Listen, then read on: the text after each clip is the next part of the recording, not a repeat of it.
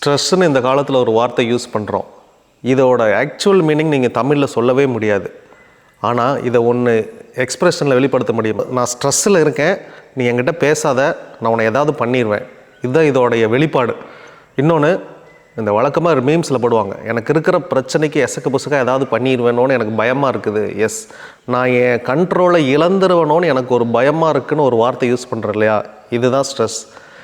வழக்கமாக நீங்கள் பைத்தியம் ஆகிட்டு இருக்கிறீங்கன்னு அர்த்தம். அதாவது நான் என் மூளை என் கண்ட்ரோலில் இருக்கணும், என் மூளை என் கண்ட்ரோலில் இல்லை அப்படின்னு ஒரு நிலைக்கு நீங்கள் போகிறீங்கன்னா நீங்கள் உங்கள் சுய நிலவை இழக்கிறீங்க அப்படின்னு அர்த்தம். உங்கள் சுய நினைவை நீங்கள் இழக்கிறீங்கன்னா நீங்கள் பைத்தியம். இப்போது நான் என்னோடய ஃப்ரெண்டு ஐடியில் வேலை செய்கிறான். அவனுக்கு எந்த குடிப்பழக்கம் இல்லை, நான் காலேஜில் பார்த்த வரைக்கும். இப்போ அவன் பயங்கரமாக குடிக்கு அடிக்ட் ஆகிட்டான். ஐடியில் வேலை செஞ்சிட்ருக்கான். நான் அவனை கேட்டேன், எப்படி உனக்கு இந்த பழக்கம் வந்துச்சு? நம்ம எல்லாம் ஒரே கண்ட்ரோலில் தானே இருந்தோம், எதன் அடிப்படையில் இந்த ட்ரிங்க்ஸ் நீ எடுத்துக்கிட்ட அப்படின்னு கேட்டால், எனக்கு அந்த அளவுக்கு ஒர்க் லோடு அப்படின்னா. சிரித்தான். ரெண்டாவது சிரித்தான், என்னையை பார்த்தும் பேசலை, என் முகத்தை பார்த்து பேசாமல் சிரிக்கிறான். எதுக்கு சிரிக்கிற நீ? நான் என்ன கேள்வி கேட்குறேன், ஏன் குடிக்க அடிக்ட் ஆனேன்னு கேட்டேன். அப்படிங்கிறேன், இங்கே இருந்து பார், இது இல்லைன்னா சூசைட் பண்ணியிருப்பேன் அப்படிங்கிறோம். இந்த ட்ரிங்க்ஸை குடிக்கலைன்னா இவங்க கொடுக்குற மென்டல் டார்ச்சருக்கு நான் சூசைட் பண்ணியிருப்பேன். அப்படியா, இன்றைக்கி நான் உயிரோடு இருக்கிறேன்னா இதனால தான் இருக்கிறேன். வேலையை விட்டுரு அப்படிங்கிறேன். அந்த வேலை வேண்டாம், பணம் முக்கியம் எனக்கு. இந்த உலகத்தில் வாழ்கிறதுக்கு எனக்கு வீடு, நான் வச்சுருக்கிற கார், இது எல்லாத்துக்கும் பணம் வேணும். அந்த வேலை செஞ்சால் மட்டும்தான் எனக்கு அந்த பணம் கிடைக்கும். அந்த வேலையை நான் தொடர்ந்து செய்யணும்னா இந்த ட்ரிங்க்ஸ் எனக்கு வேணும். அவனுக்கு ஒய்ஃபு டிவோர்ஸ் ஆகிட்டாங்க. ஆக்சுவலி ரொம்ப நல்ல பையன். இந்த ஒரு குடி இவனுக்கு இவ்வளோ மாற்றிருக்குது. இவன் எல்லாமே இருக்குது, ஆனால் ஒய்ஃபு குழந்தைங்க இல்லாமல் இந்த வாழ்க்கையே எதுக்கு? இப்போ என்னென்னா, இந்த உலகத்தில் எல்லாருமே இந்த ஸ்ட்ரெஸ்ஸுங்கிற வார்த்தையை உபயோகப்படுத்துகிறீங்க. நீங்கள் கிட்டத்தட்ட டைம் பாம் மாதிரி. நீங்கள் எப்போ வேணாலும் வெடிச்சிருவீங்க, உங்கள் பக்கத்தில் இருக்கிறவங்களே காலி பண்ணிடுவீங்க. இந்த ஸ்ட்ரெஸ்ஸு கண்ட்ரோலுக்கு முதல்ல ப்ராக்டிஸ் பண்ணணுன்னா, சமுத்திரக்கனி சமீபத்தில் ஒரு வார்த்தை உபயோகப்படுத்தினார், டிஜிட்டல் விரதம் இருங்க அப்படின்னார். ஃபோனே யூஸ் பண்ணாதீங்க கொஞ்சம் நாளைக்கு. அதாவது ஒரு நாளையில் ஒரு 2 மணி நேரம் ஃபோன் யூஸ் பண்ணாமல் இருந்து பாருங்கள். முடியலையா, ஃபஸ்ட்டு 20 நிமிஷம் இருங்க, அரை மணி நேரம், 40 நிமிஷம், 60, 120, அவ்வளோதான். 20 நிமிஷத்துலேருந்து ஃபோன் யூஸ் பண்ணாமல் இருக்க முயற்சி பண்ணுங்கள்.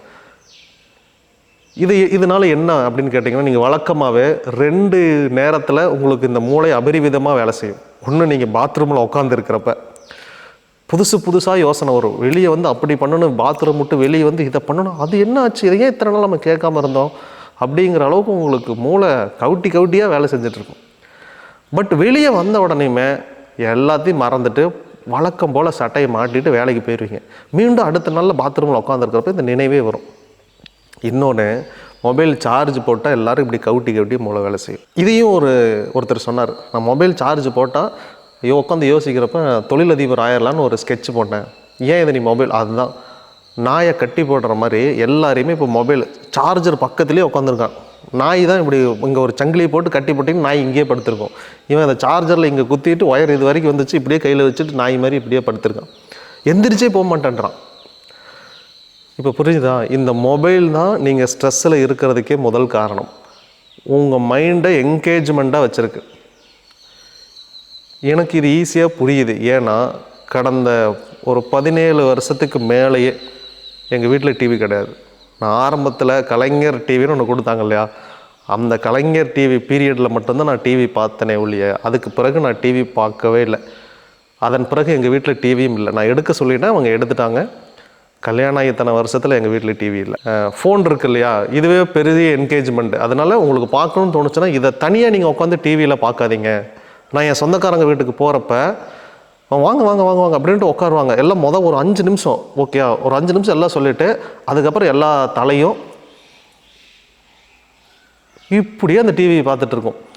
நான் ஒரு 17 வருஷமாக டிவியை பார்க்காதங்காட்டி எனக்கு இது என்ன வந்தோம் உட்காந்தோம் எல்லாருமே டிவி பார்க்குறோம். எல்லோரும் பார்த்தா இதில் என்னென்னா அந்த சுவாரஸ்யம். அவங்க ஒரு சீரியல் பார்த்துட்டு இருக்கிறாங்க. இப்போ சொந்தக்காரனுக்கு வீட்டுக்கு போனீங்கனாலே பர்டிகுலர் சீரியல் ஓடுற நேரத்துக்குள்ள நீங்கள் அவன் வீட்டுக்கு போகக்கூடாது. அவனுக்கு அதை விட்டுட்டான் அப்படின்னா அவனுக்கு அது என்ன நடந்துச்சோ அப்படின்னு உட்காந்து பைத்தியம் வேறு பிடிச்சிருது அவனுக்கு. Mentally stress, digital stress. அதனால் எல்லோரும் உட்காந்து இன்னொருத்தங்க இதில் அட்வான்ஸ்டு பைத்தியம். நான் பார்க்காதவன் எனக்கு இப்படி ஃபீல் பண்ணுறேன். இன்னொருத்தங்க சீக்கிரம் போகணும், 7 மணிக்குள்ளே அக்கா வீட்டுக்கு போயிட்டு அங்கே போய் இந்த சீரியலை நம்ம பார்த்துடலாம், அவளும் பார்த்துக்கிட்டு இருப்பா அப்படின்னு சொல்லி கரெக்டாக அந்த டைமுக்கு போய் இரு முதல்ல நம்ம சீரியலை பார்த்துருவோம், அப்புறம் நம்ம உட்காந்து பேசுவோம். இப்படி ஒருத்தங்க பண்ணிட்டு இருந்தாங்க.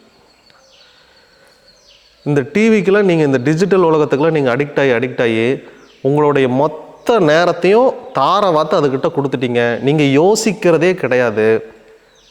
பின்னாடி இந்த விளம்பரங்கள்னு ஒன்று வருது இல்லையா, இந்த இப்போ நீங்கள் பாருங்கள், நீங்கள் பார்க்குற இந்த வீடியோவுக்கு முன்னாடியுமே உங்களுக்கு விளம்பரங்கள் வந்திருக்கும்.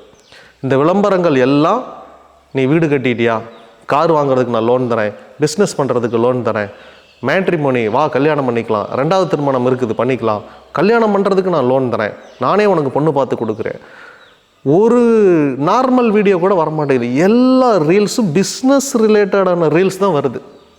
ஒரு காமெடி ஒன்று, இங்கே 2 கேட்டுக்கிறதா, ஒன்று காமெடி, இன்னொன்று கிறுக்குத்தனம், இன்னொன்று பிஸ்னஸ் வீடியோ. இவ்வளோ தான்.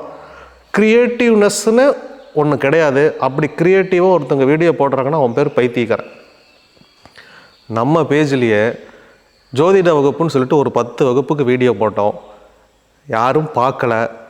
நான் என் கேமராமேன்ட்ட கேட்டேன், வியூஸ் ஓடிச்சா?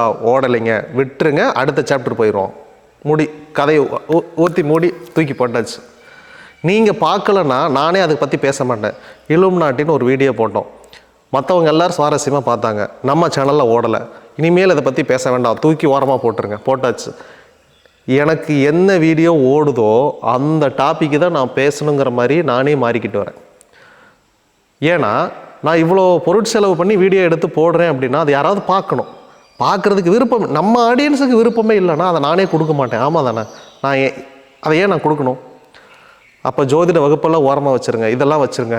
இந்த விளம்பரங்களையே பார்த்து இப்போ நம்ம வீடு கட்டணும், அதுக்கு கடன் வாங்கணும், இப்படிங்கிற மாதிரி ஒரு மைண்ட் செட்டுக்கு போயிடுறாங்க.